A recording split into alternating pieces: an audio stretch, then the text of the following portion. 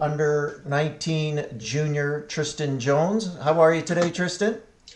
I'm good. I'm good. How about yourself? Good, very good. He's joined by his dad, Tristen Jones. Tristen, are you okay if I call you Chris throughout the show? Chris is perfect. Thanks. Okay. And then, of course, the man, the myth, the legend, in his own mind, of course, Mr. Barrie Shepley. How are you, Barrie? Terrific, Johnny. Looking forward to a fun hour with you. That's great. Can't wait to get started. We hope all the viewers enjoy our chat today. We're going to get started momentarily, but first, we're going to run our intro. Lucas, run the intro, please.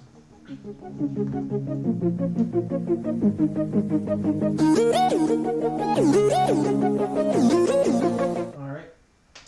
And we're back. So, Tristen Jones has currently the rankings of 470th in the ITU. Continentally, you're 107th, and as a continental junior, you are 12th. You placed second at the 2019 Sarasota CamTri, and you've had numerous other top 10s at CamTri events throughout. 2017 Canada Games team member, and some people may know you are going to be a freshman at Queen's University of North Carolina in Charlotte this coming fall, depending on what classes look like for you at that point in time. Exactly. Yeah, Exactly. Yeah. congratulations. We're joined again by his dad, Chris Jones. Welcome aboard, Chris. Chris is an avid cyclist and an accomplished cyclist himself. So welcome, Chris. We look forward to having your insight as one of the instrumental shapers of the young athlete here. And of course, Mr. Barrie Shepley of C3 Cross Training Club, as well as the president and owner of Personal Best. Of course, Barrie has been the national triathlon team coach from 1991 through to, I don't know, Barrie, about 2008, was it? Or something like that? Yeah, I had a decade. It was to 2001. And the Olympic coach in 2000 in Sydney, which of course was the sport debut. Numerous athletes to national titles, international game medalists, Pan Am Games, World Championships, Canadian Triathlon Hall of Famer, and a certified level 4 triathlon coach. So welcome, Barrie. Very pleased that you're able to join us and take the time out of your day with your young athlete. Thank you very much. Awesome. Thank you. Well, we're going to get started, and of course, I'm sure that you had a very similar story to many young athletes, but it's always really interesting, Tristen, to get an idea of what got you started in sport, what kind of things you did, and how you started to shape yourself. Maybe you can give us some background. Of course, I shared with you quite a cute little picture of you. I would imagine that you were Yes. probably grateful I didn't show it here, but you're about 11 or 12 on that bike, maybe even younger. But tell us a little bit about your introduction into the sport of triathlon. Well, I mean, obviously, sports were a big part of my life from a very young age. Like my dad can tell you, I was kicking a soccer ball at 1 probably, and I think that was in that picture that you sent around. I was using my mom's bike, so that's about how small I was. But I really got into triathlon around between the ages of 7 and 9. I ended up joining our local club, which was the Peterborough Triathlon Club, which is huge now.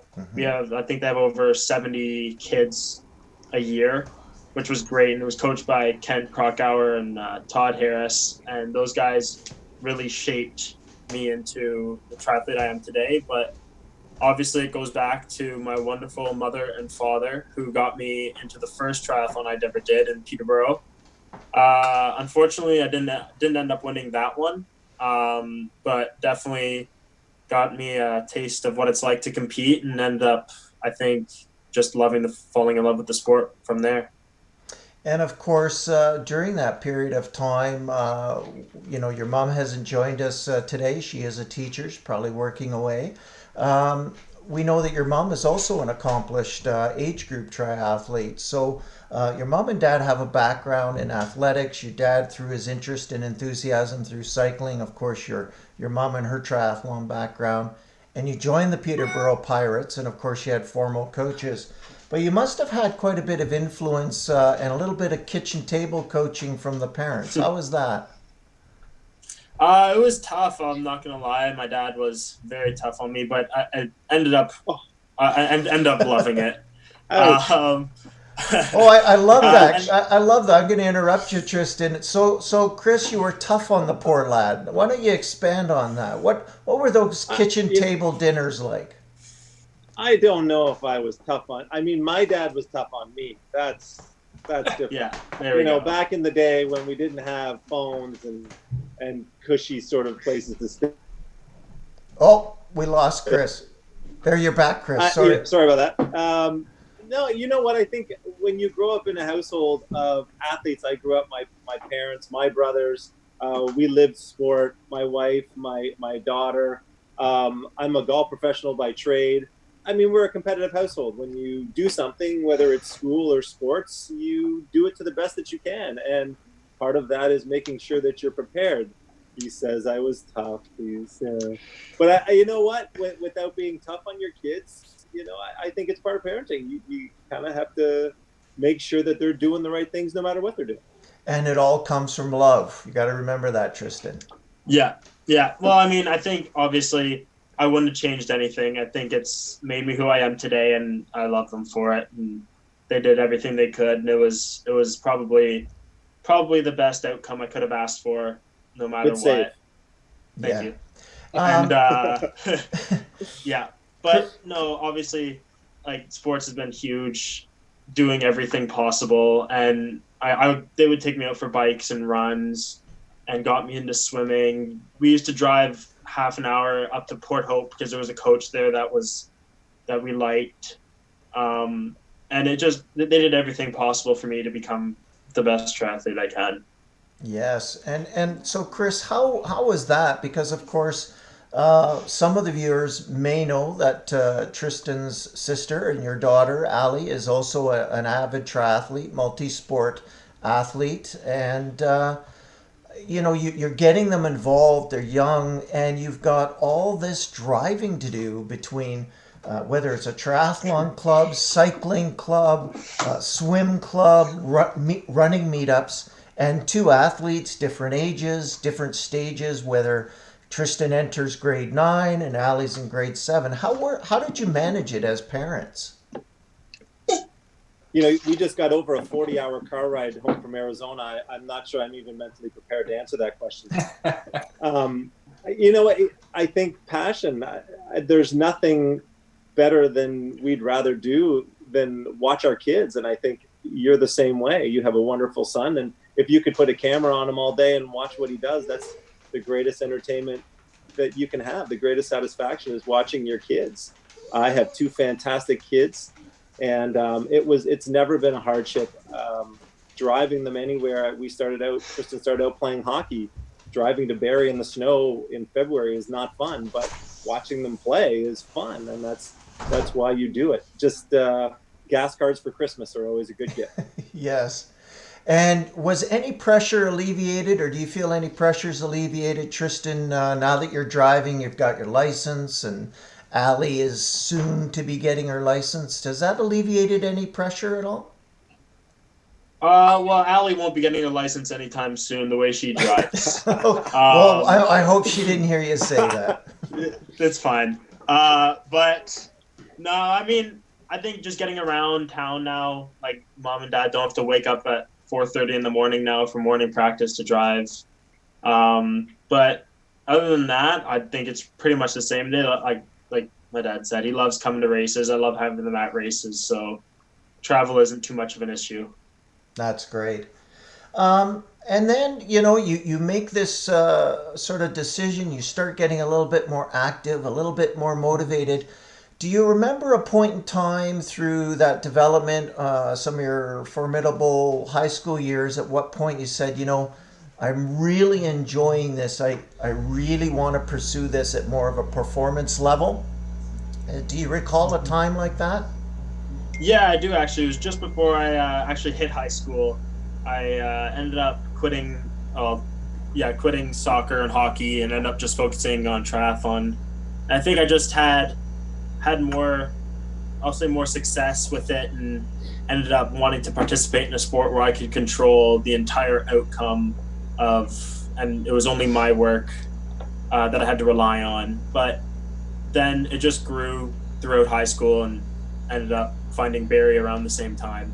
Oh, that's great. Which was And great. so, of course, that's a great introduction. You progressed, and then what was the impetus? Was it to joining Barrie and making that transition to a more high performance athlete with a lot more sort of aspirations and larger goals? Well, actually, it was interesting. I met Barrie for the first time in Edmonton at, I think it was the 2016 WTS. That I was in my final year of youth, and that's where Youth Nationals was.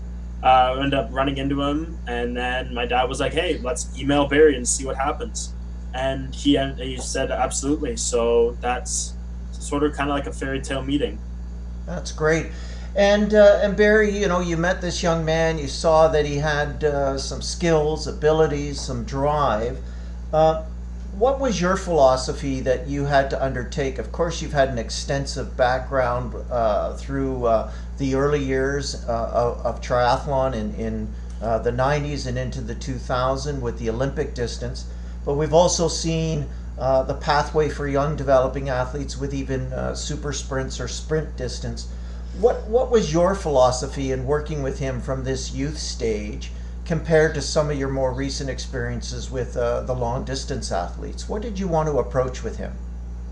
Well, one of the things I think really important is to work on speed and to work on technique. And so anyone can just go out and spend 3, 4, 5 hours on a bicycle, but to do it fast and to be efficient is really important. And so I remember the conversation. Chris and Tristen came down. We sat in a coffee shop, Chris, for about 2 hours on a Sunday, and just had a long conversation about, tell me about why sport's important to you. And I could tell by the end of the 2 hours that this was an incredible family, that they were passionate about sport. Really, really important to me, because when you're on this kind of a journey that's going to be 10 years, 12 years, 15 years, you want to spend time with people that you like. And by the end of that very first coffee meeting, I really liked the Jones family.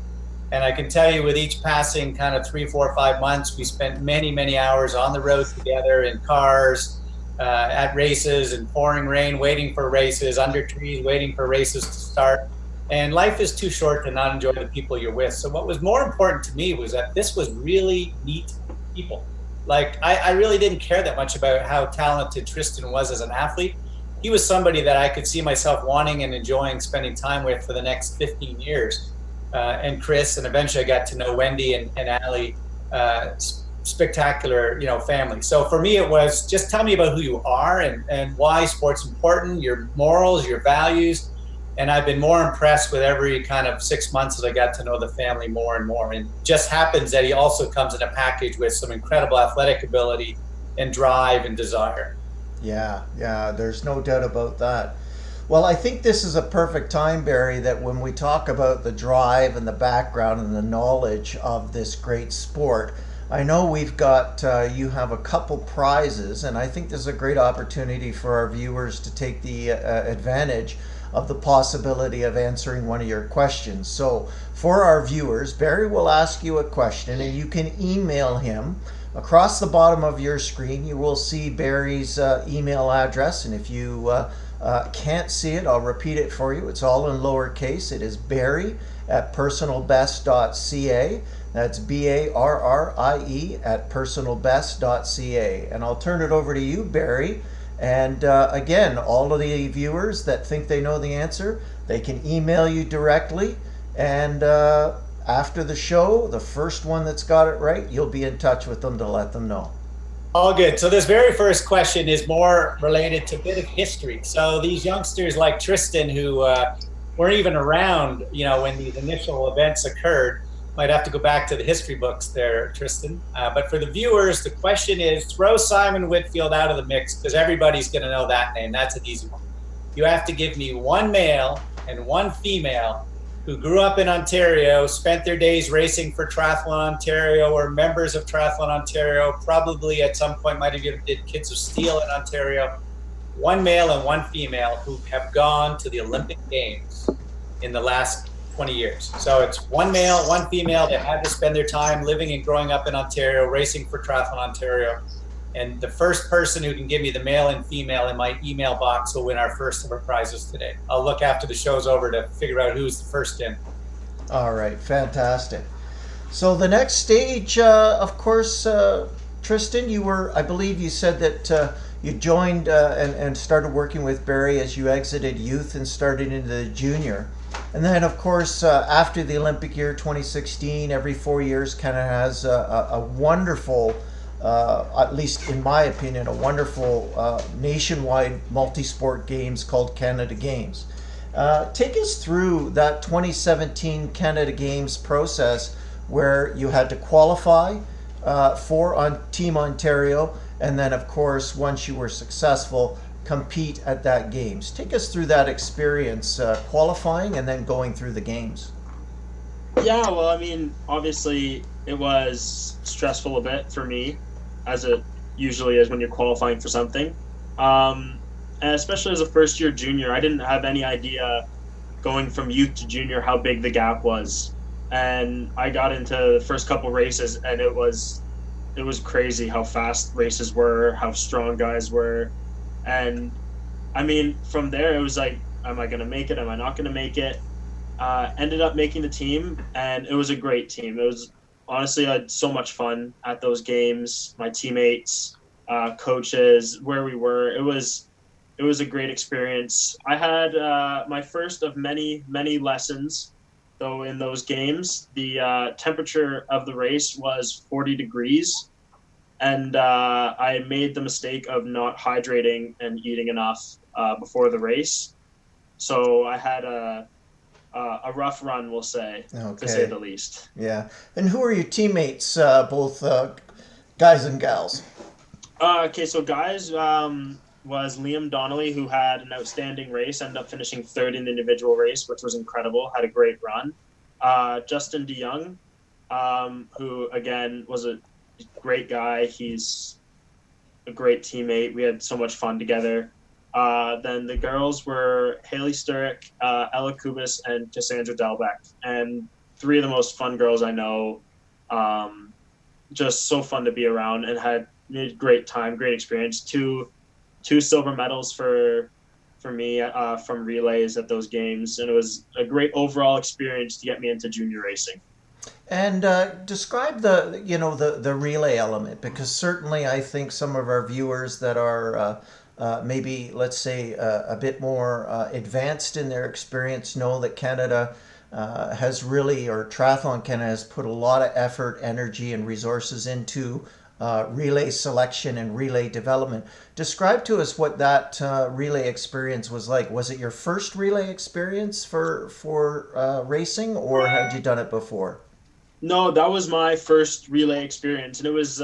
It's always something I think you look forward to when you see it being offered, and it's so fun. It's so short, your leg, that it's so hard from the start. Like, as soon as you get tagged, or if you're off the start, it's just full on 100. Like, you're given 100% the whole time, and the whole atmosphere of being able to do it not just for yourself but for other people.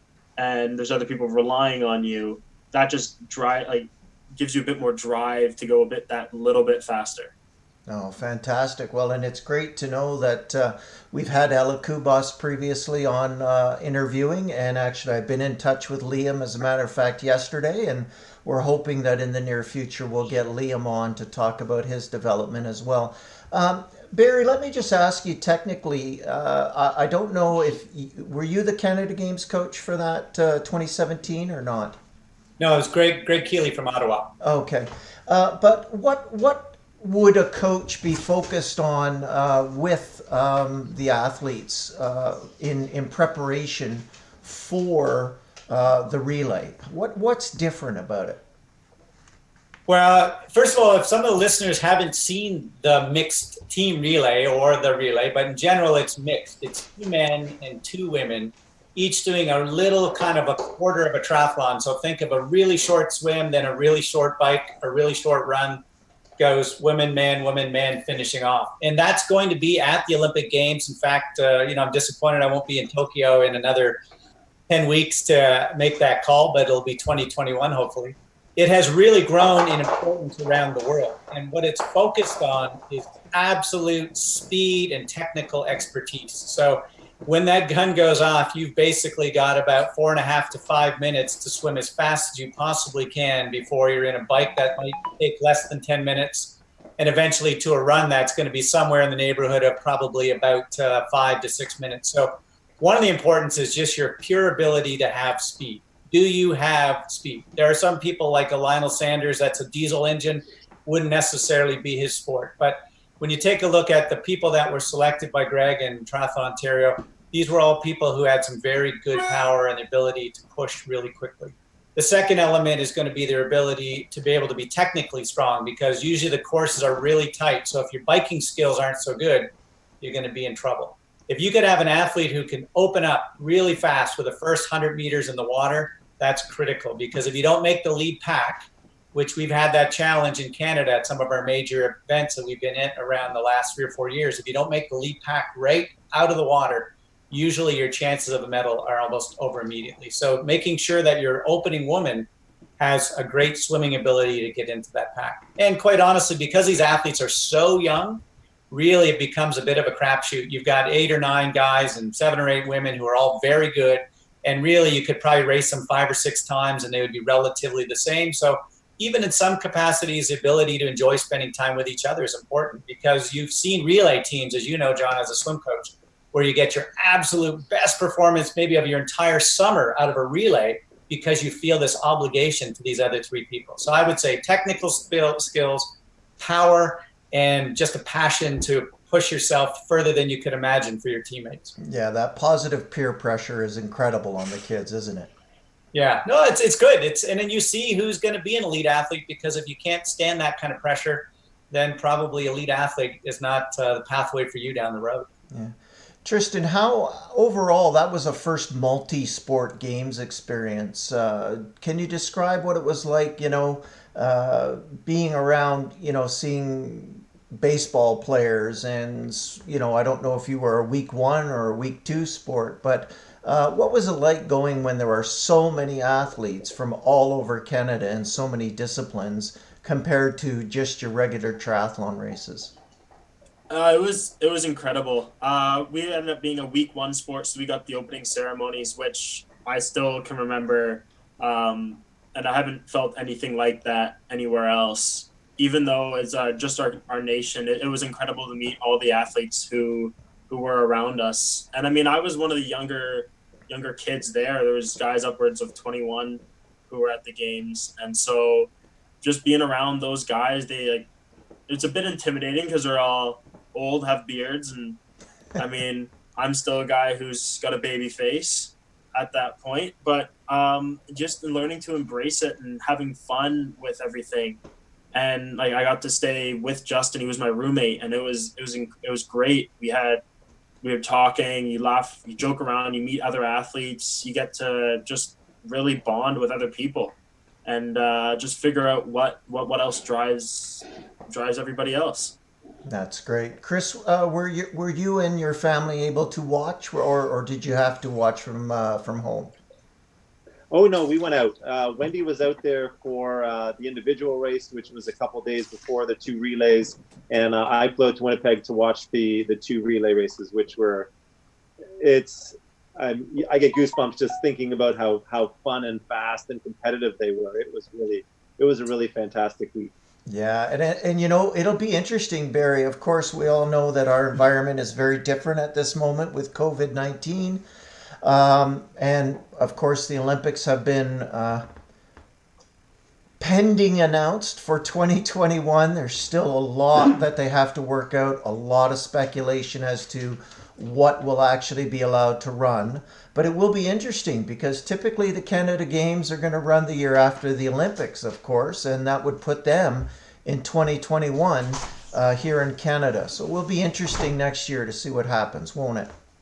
Well, for sure, there's going to be a lot of movements. We know that swimming and athletics have already had to move their 2021 World Championships because of being right in the middle of what theoretically will be Tokyo next July and August. So this will be the biggest dance move in the history. You know, one big event moves to the next date, then they have to move, then they have to move, and so the Olympics sort of carry the most, you know, importance, let's say, on the international sporting scene. So everybody else starts to move around that. But quite honestly, I don't see why you wouldn't be able to run Canada Games, you know, in the middle of July. I mean, how exciting! It's maybe, you know, showing up, finishing up 3 or 4 days before the Olympic Games start. So the whole theme and energy of Olympics and sport. So, you know, there's no reason in my mind that the Olympics, which are not the same athletes, obviously, you know, it's a generation or two away when you're at Canada Games before you're going to be at the Olympic Games. So it might even just be a nice little warm-up summer for those athletes to get a chance to compete and then watch the best athletes in the world on television a week later. Yeah, let's certainly hope that we get to a sense of a new normal that allows our athletes, our teams, our sporting environments, our race directors to return to activity. You know, I think that this is a good time also to encourage our viewers that if they have questions, if they want to know when was the last time that Tristen shaved or cut his hair. 6 minutes ago. Yeah. But certainly, if any of our viewers have questions for Barrie, for Tristen, or even for Chris, please type them in, and my production crew will let us know. Do we have any questions, Robin? We have comments. But Oh, sure. Is it a good comment? they're good comments. They're good comments. Oh, good. We have good comments, guys, so that's great. Okay. Do you want me to read them? Yeah, Robin, go ahead. Read us one. One. Go ahead. Hurry up. There's one from Robin McFadden.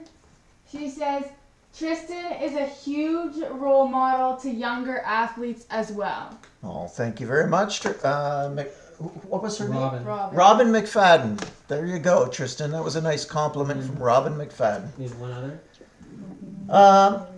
So, a lot of our viewers may or may not know, if they know you are a good friend of yours, know that September 2019, you'll be going into, September 2020, you'll be going into your first year as a freshman at university, and this past year has been a gap year. I'm just curious as to this year in your training and your goals, working with Barrie, discussion with family. What kind of things went through your head in this gap year leading you towards that decision? For example, did you consider going to the National Center in Victoria during this gap year? I think every option was kept open, and we had multiple discussions about what was best for me. But ultimately decided that staying closer to home and then going down to Arizona and getting training done there was the best decision for me and my future. And I think that's something that I have to remember a long time, is that this is a long game. Like Barrie said, it's 10, 15, 20 years down the road. I hope to still be doing this. So it's often something I have to remind myself about, to not get caught up in what's going on for one specific year, but to actually look forward to the next 5 years. And I think the gap year just has let me experience what being a pro athlete's like, being able to train on my own, get my own food, be ready for sessions, making contact with the right people. And so I think it's just let me experience what it's like to be a pro for a year. Yeah, and certainly just the confidence coming from you and knowing that you've had to learn this. Have your cooking skills improved, Chris? Has his cooking skills improved? Toast and cereal, those are good. Good at those. Yeah. No, Tristen has come a long way in the last 18 months. This was a family decision a long time ago, that probably in grade 9 when we met Barrie, we had an early conversation about, I don't know if Barrie remembers, about how are we going to proceed. And this this gap year was always going, this last year of junior was always going to happen.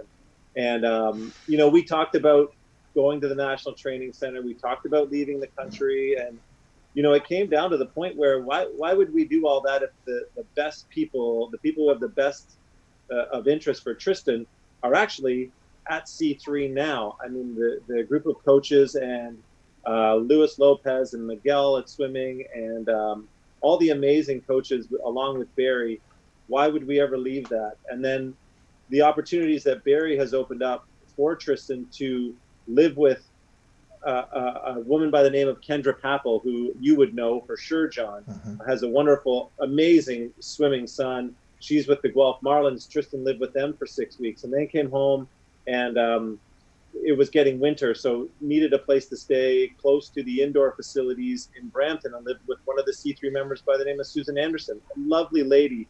And both took Tristen in, made him their own. And this type of thing, when you look back and you look at all the athletes that are successful, they all have this same story. It takes so many people to raise one person, and we're so happy that all these people at C3 and Barrie have looked after Tristen. And there are so many people before this, just in his daily life, that have, we talk about driving a long time ago. We have my parents, Wendy's mom, Auntie Robin, who emailed in earlier 2 seconds ago, and Aaron Lannon, and I'm just unbelievable people. It takes a village to raise a child, and that's what we've been lucky to have.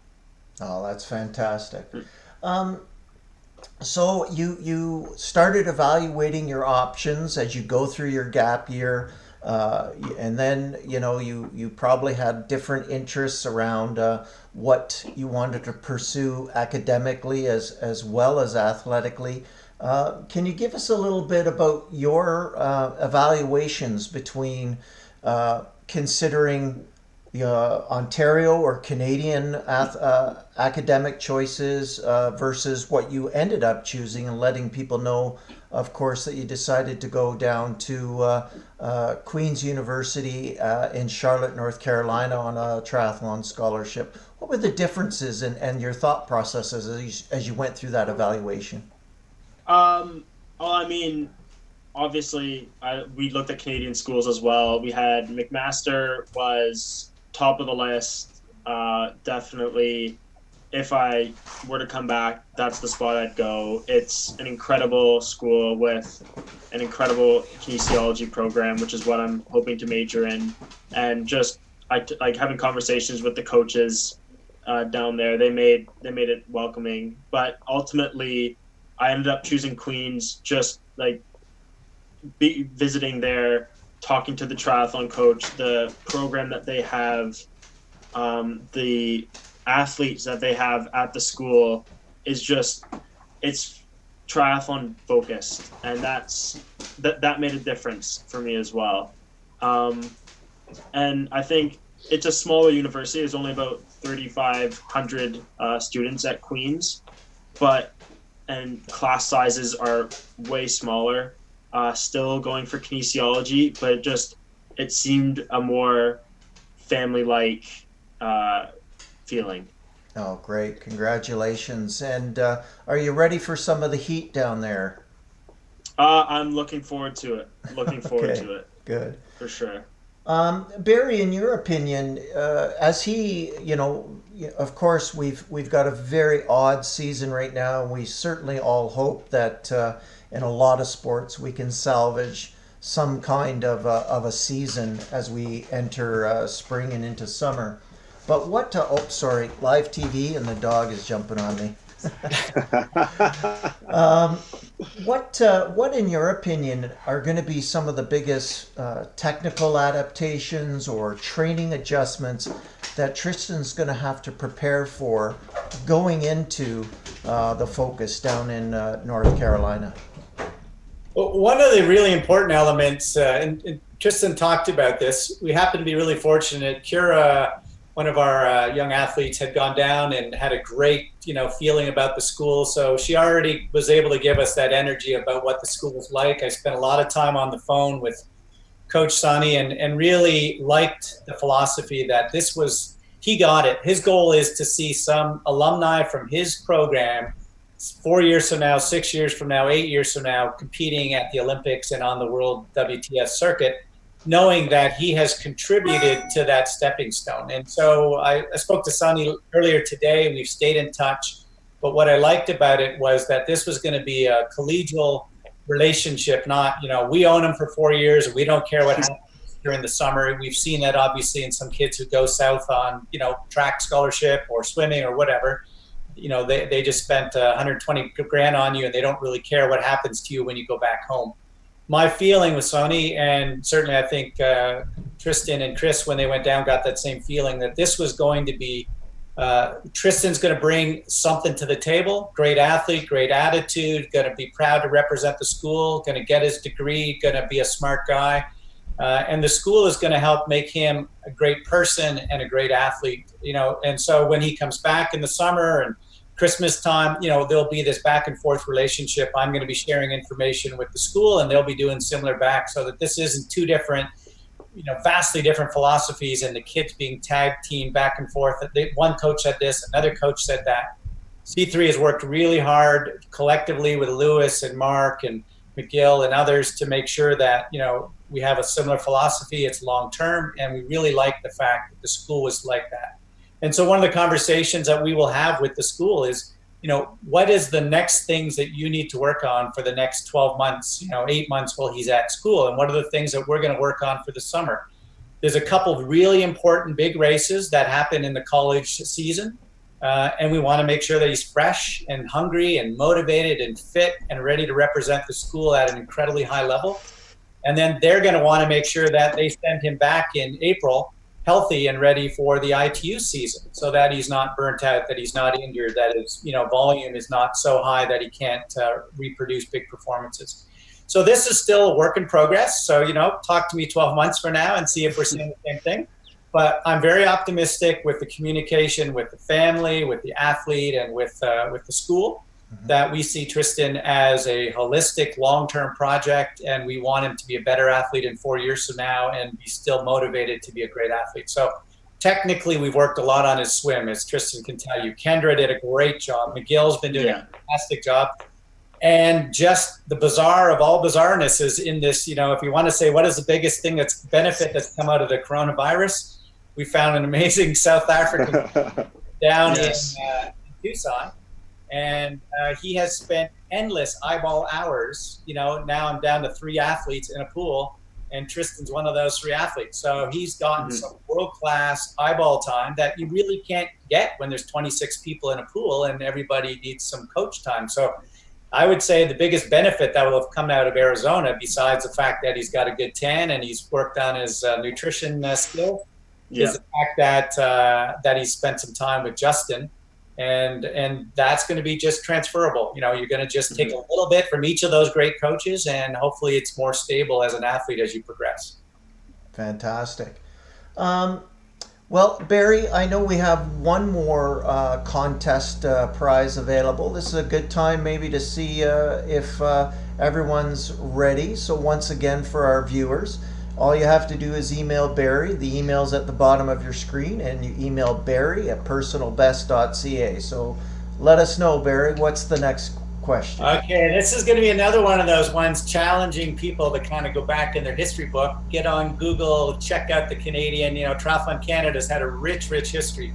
Many, many women in Canada have carried, the freight. They've had Carol Montgomery and go down the list, Joanne Ritchie, all these great athletes, Heather Fjord, Lisa Bentley, Laurie Bowden.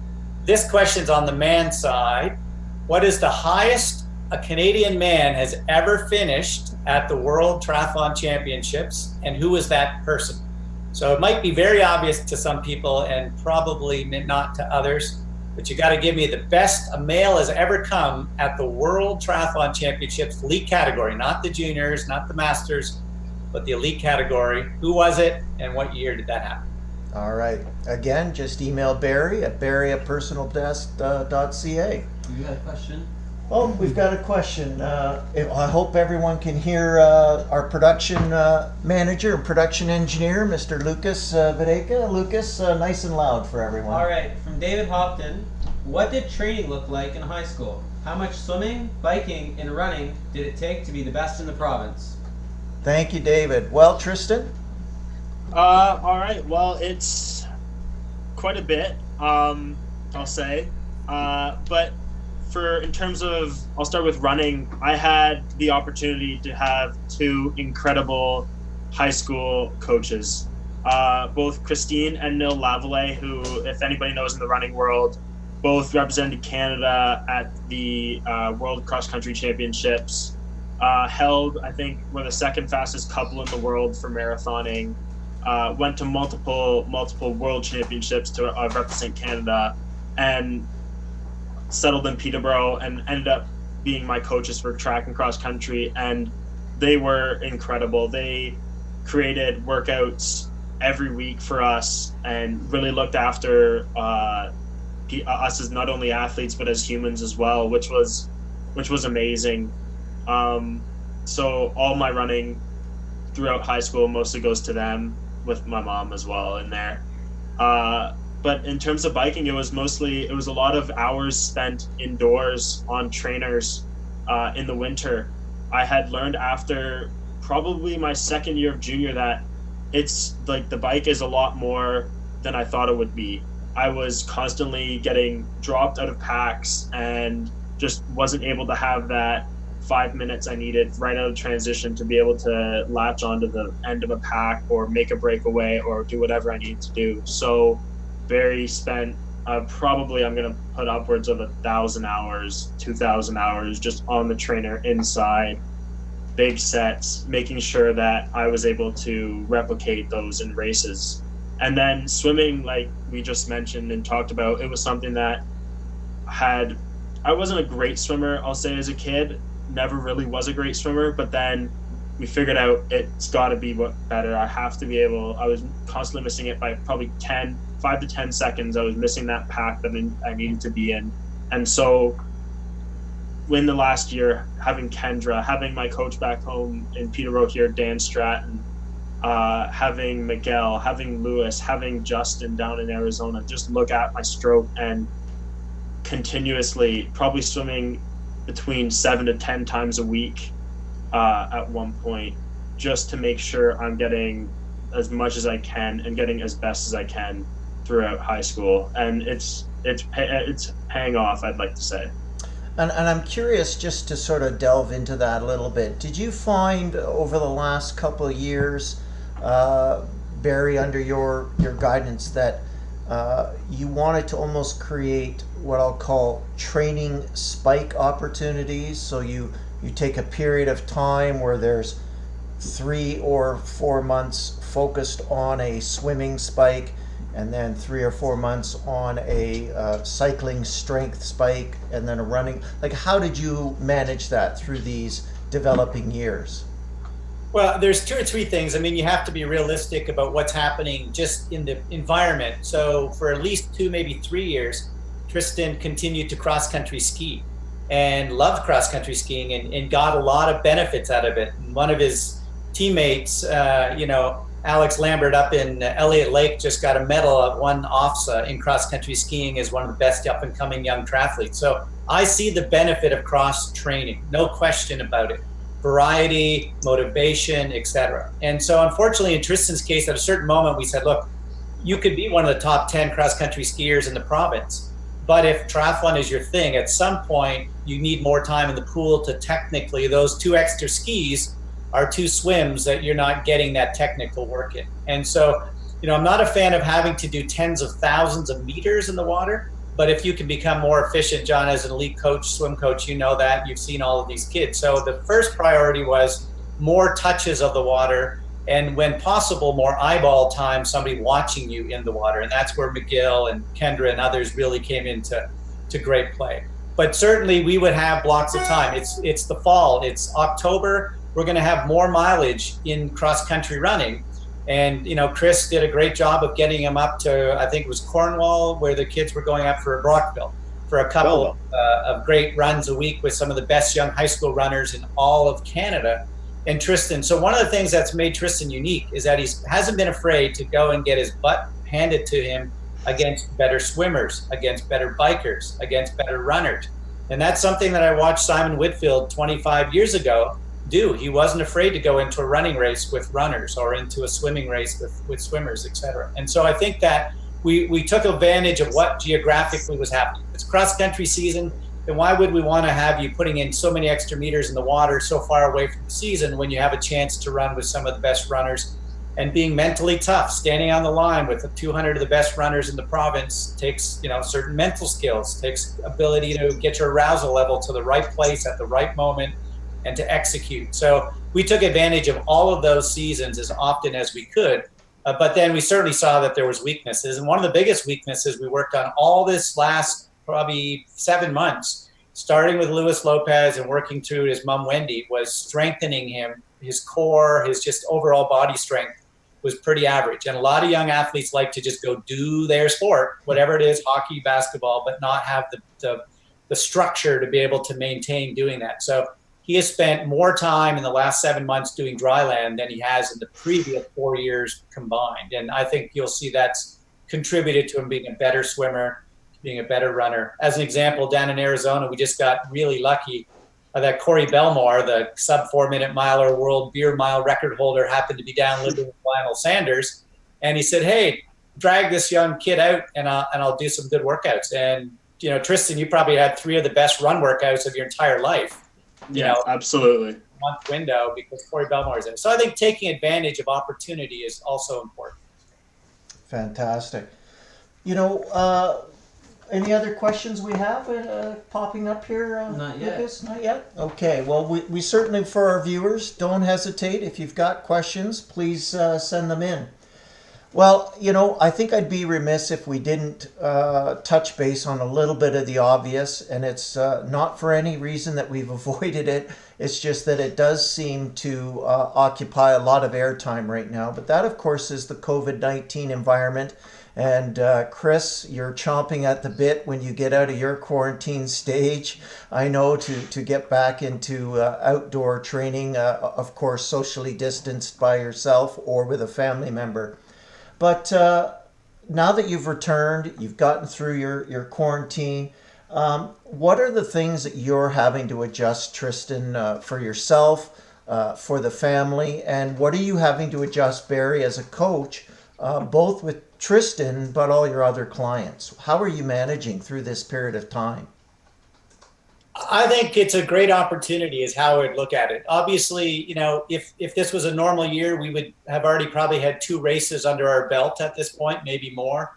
Athletes would be trying to balance school and, all of that, exams. Nick Lambert just wrote his last exam a couple of days ago. So all of those things that would be normal while trying to be racing has allowed actually a simplification. Like, we're in our houses, we're doing our dry land, we are on our, Swift or other indoor bike workouts. Wendy's, you can't be out running 16 miles from the house. She's got to find him to make him do his dry land, etc. So I actually see this as an opportunity for athletes to work on the areas that they have as a little bit more weaker. We will definitely be ready if and when a couple of races come. But the reality is this isn't about just this one season.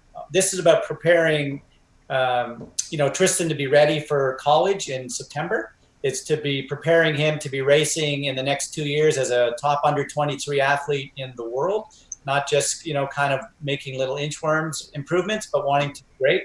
And so we know what great looks like. We know what Tyler Misplachuk looks like. We know what Sharpie looks like and all of these great, Alexei Lepage and others. So these great standards that we have in our own country give Tristen a kind of a sense. Here's Tyler, who won the Olympic trials race in Tokyo. He's been at events. He's had supper with us. He's hung out with our guys and been really, really kind to share his wisdom. And so I think right now, instead of worrying about what race didn't I get to do today or didn't do, we're simply we'll make our own events this summer. We will create our own events right now on July the 4th, if the province allows. We're going to have our C3 race with a pro event. that we've done, for the last 20 years. It usually is in May. This year, it's going to be moved to Saturday, July the 4th. And if it has to get pushed a couple of weeks later because of social distancing and stuff, we'll do that. But we'll definitely create events for athletes to see where they're at in areas that they have to work on. And Coach Lewis and McGill and others will then go back, take that information and say, you know what, not just Tristen, but Ali and Kylan and all the rest, Kira, all the rest of the team, here's what you guys need to work on. And I'm sure all the other great coaches out there like Craig and David and James Loring and all the coaches across the province are going to do the same thing. If we're not at races, we'll make our own little simulation challenges to see, am I improving? Did my swim get, under 5 minutes now for 400? Am I under 440? Whatever that case may be. So I'd love to be racing, but right now I'm prepared to take advantage of where we're at. And over to you, Tristen. How have you been managing not just the last couple weeks, a bit of a shock to the system going from Arizona living and training to a quarantine environment and social distancing environment? How have you been managing and what's your outlook for the next few months going into school?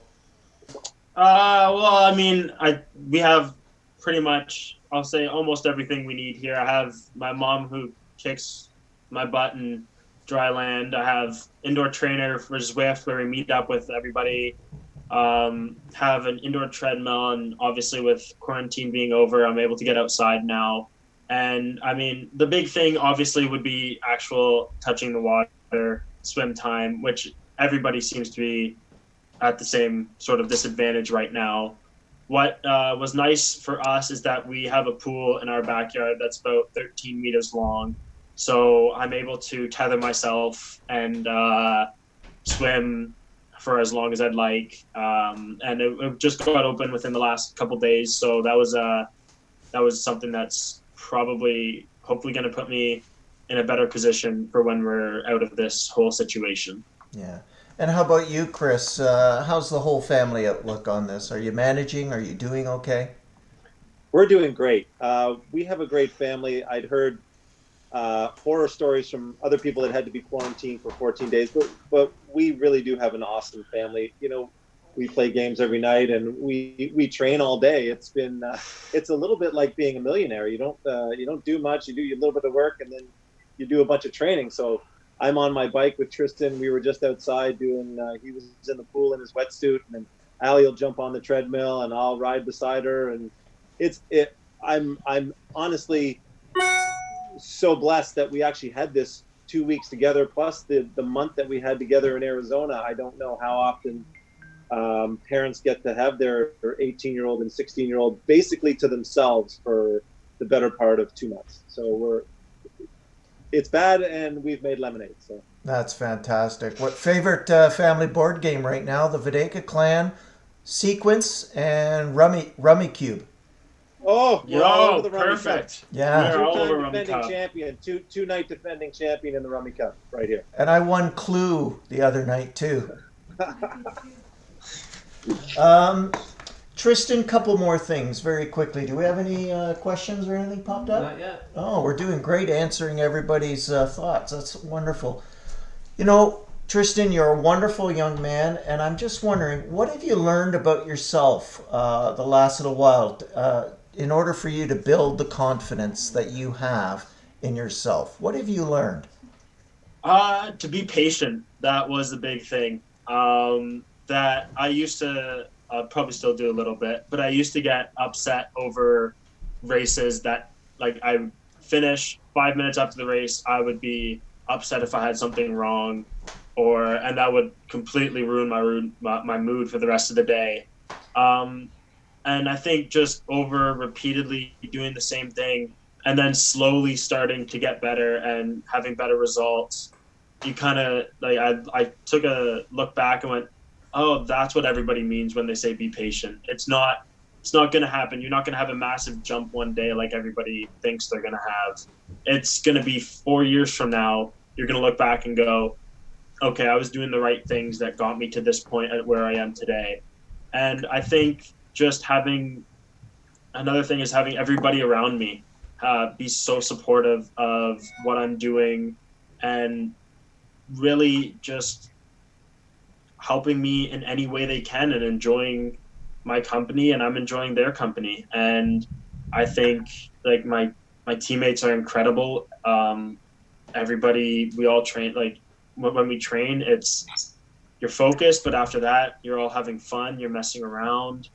And I wouldn't change much right now. Oh, that's great. I noticed there when you said that you needed to learn patience, your coach, Mr. Shepley, gave you a big thumbs up there. So that's a great. Yeah. Um, Yeah. Barrie, what do you think? Well, I'm going to ask this to both Tristen and Barrie. Hang on, sorry, we do have a question, guys. One question. Oh, okay, I'll take that later. Live TV. What have you?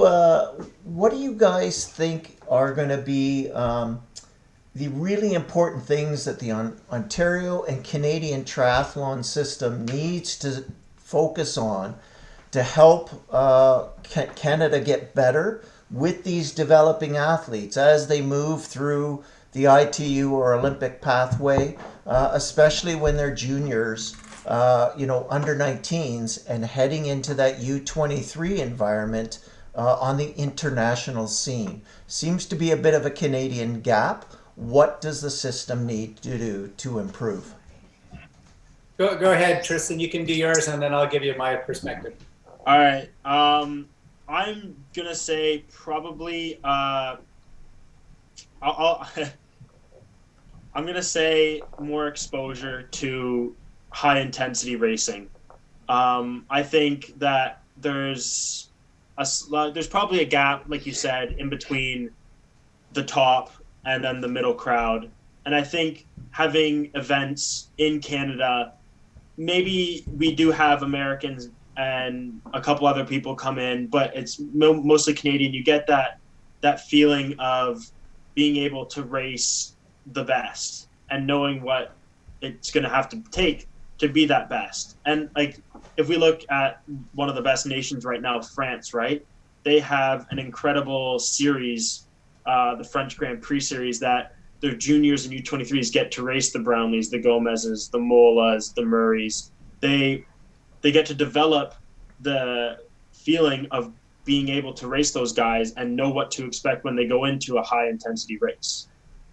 Certainly, being in Europe, whether it's even on the swimming scene, the proximity of the opportunity for European travel and set those things up, create an advantage there. And obviously with our geography, it makes it tough. Barrie, what are your thoughts on that? Yeah, I think to kind of expand a bit on Tristen's perspective. So one of the things we're doing as an example at C3 with our race, we've started to add a little prize money purse, because one of the things that I've noticed for years, you have to get your butt kicked. You need to go there and tongue hanging out. Like Simon Whitfield went to race the best guys he could race. He wasn't looking to race 17-year-olds and dominate 17-year-olds. He was looking to race 21, 22, 23-year-olds. So the last couple of years, we've had people like Jesse the Elf and Taylor Forbes and Taylor Reed and these other awesome athletes in the province racing our young 17 and 18-year-olds, because our young guys need to get to the finishing line, not be at the front of the pack, maybe be third or fourth or fifth. Go, my God, that was fast. And that one mistake I made in the transition zone cost me. Because if the only time you see that intensity is at the Canadian Championship or you made the World Junior team, and it happens, it's once every 1 or 2 years, you just don't have enough experiences. So the more of those kinds of events that we can create in the province, and I know Triathlon Canada, Eugene and Phil and Greg and others are having conversations. But in my mind, we need 3 or 4 of those races where we're inviting people from the United States, from other places to come and to race. And so the way our format will be when our race does happen, let's say it's in July, is that some 15-year-old is going to have a chance to be in Tristen's wave.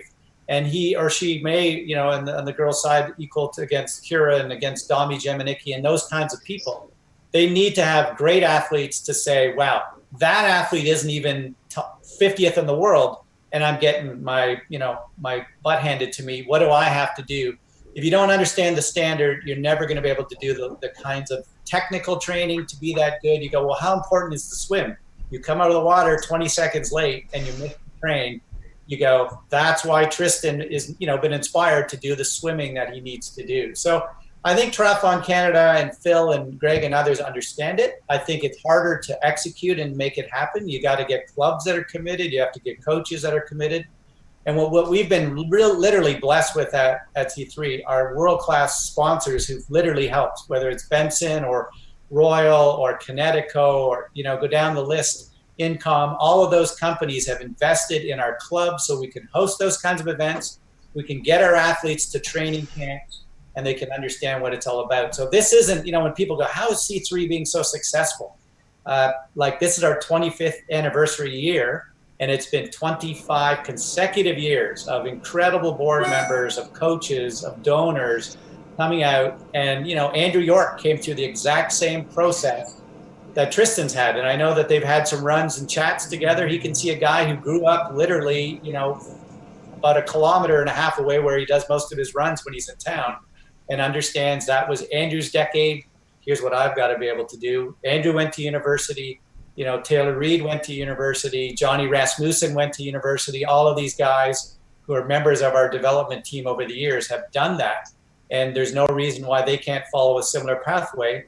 But, it's got to be 1A and 1B, school and training, and that's it. There is just not a lot of time for partying and all the other kinds of stuff. And therefore, their teammates become their friends, the people they spend time with. And I've got great pictures from van rides where all these guys are together. Kira's trying to put some bad music on and Garrett's trying to put his headphones on and not have to hear it, but they're teammates and they hang out, they care about each other. And that for me, as somebody who spends millions of hours with kids, makes it that much more worthwhile. Yeah, I couldn't agree more. Well, there's one thing that I didn't mention on this interview process, guys, is there is one little surprise that none of you know about. All right, so we're able to do a little preparation, but we are going to go through a little bit of a round robin guessing game. We're going to see how well Tristen knows himself, how well Barrie knows Tristen, and how well Chris knows Tristen. All right. Awesome. Oh, bad. Okay. What are we playing for? I'll win. We'll play for a free John Videka eyeballs on Tristen aquatic session. How's that? There you go. Wow. That's priceless. All right, here we go. Your favorite sports hero, and anybody can jump in anytime. Chris Jones. Steve Prefontaine. Sorry? Steve Prefontaine. Okay. I agree. Oh, did you answer these already for John? You had to give them. No one knew these. No one knew. I don't even know myself. All right. You didn't even know who your own was. Okay. All right, number 2. Favorite song before competing? Something with energy. Favorite song? You don't even know what your own favorite song is? I don't know what my own favorite song All right, is. we'll go to number 3. By the Cult. If not triathlon, what sport would you be doing? Football, yeah. Soccer. I know where you got these questions. Where? Allie. I'm not answering. No, I'm not answering. I'm not answering. She's listening in, though. Sorry? She might be. That's okay. And she got the wrong answer on her question. Okay. Here's a really good one. Favorite food the night before competition? Ooh. Italian I know this one. pasta combination. I've been with you 10,000. Pizza, pasta. Yeah. Pizza and pasta. All right. So far, in all of your travels for racing, where's your favorite place to compete? Barbados. Yeah. I would say my favorite place to compete is Magog. Oh, man. Whoa, Canadian soil. Very good. Yeah. Portugal. Oh, Portugal. I forgot about that. Here we go. Got to make a choice. One of 3. Chips, chocolate, or ice cream. Which one do you pick? Wow. I'd go ice cream. Yeah. Okay. Ice cream flavored chocolate chips. Your favorite brand of bicycle. We're seeing if someone will jump on this who's watching. Think carefully. Maybe a bike supplier will jump on this. Your favorite brand of bicycle. What do you think, Dad? There's 4 Cervelos right beside me. I'm going to go with Cervelo. Cervelo, yeah. Okay. Let's go Cervelo. Just because I was watching at a race a year ago, mechanical or Di2? It is mechanical. Okay. Easier to fix. The Di2. Yes. One piece of running equipment that you absolutely can't do without. My running shoes. Okay. Well, you know what? We've had a lot of ladies on so far. They've all said their watch. Oh. Yeah. Oh, You're lucky. I could go without a watch. You're lucky I didn't ask you your favorite bathing suit because all the girls Clothing. have said Jolyn. I would have probably no idea which one. Okay. Now, out of the 3 disciplines, your favorite discipline? Ooh, I know this one. Running. Yeah. Running. Running. All right. Running. There you go. Needs to move to swimming. It does need to move to swimming. It goes. We'll go running, swimming, biking. All right. How about that? Any other questions for young Mr. Jones here? Okay, this one is from Aaron Lannon Stanbury. Lannon would like to know what Tristen loves the most about his sport. I think probably racing everybody. The feeling of race day and being able to line up on the line against everybody else who's doing the exact same thing as you. There's just no other feeling in the world for it. And then you meet those people after, get to talk to them, and you find this bond that you have with anybody else who does your sport. That's great. Any other questions? Nope. Oh, we're all good.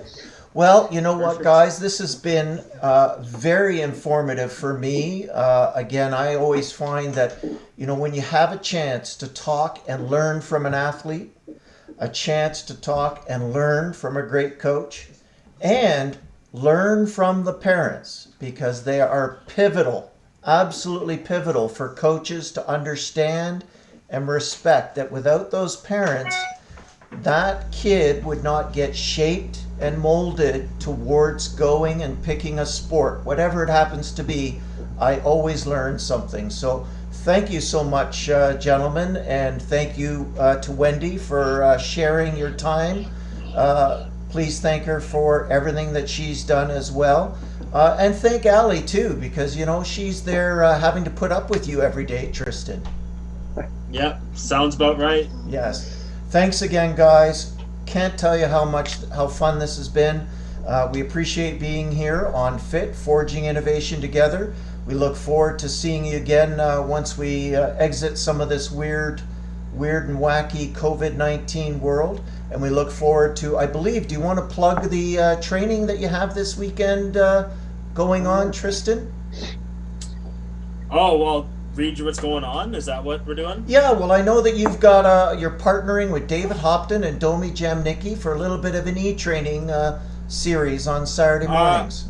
We are. Then this week's going to be a very, very fun ride. It's for those who want to join. We're going to be basically recreating the 2018 ITU Bermuda race course on the bike, which, in our opinion, after watching so many races doing workouts, it's probably the best bike course we've ever seen. So am I reading the workout?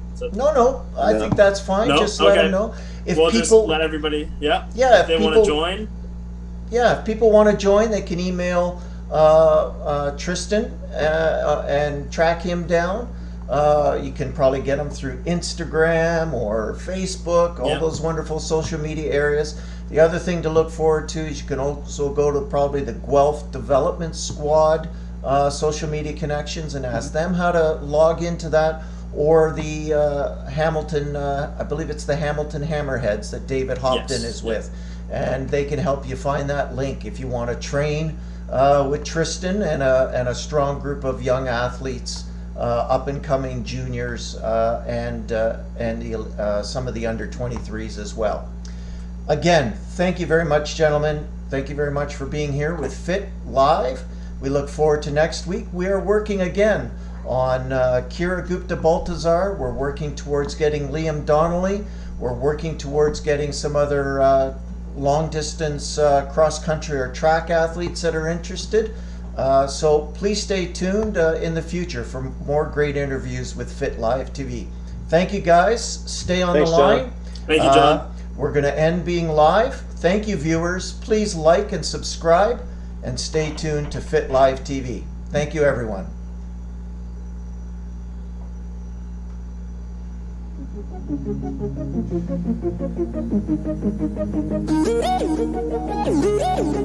Come on, boys. Thank you, Johnny.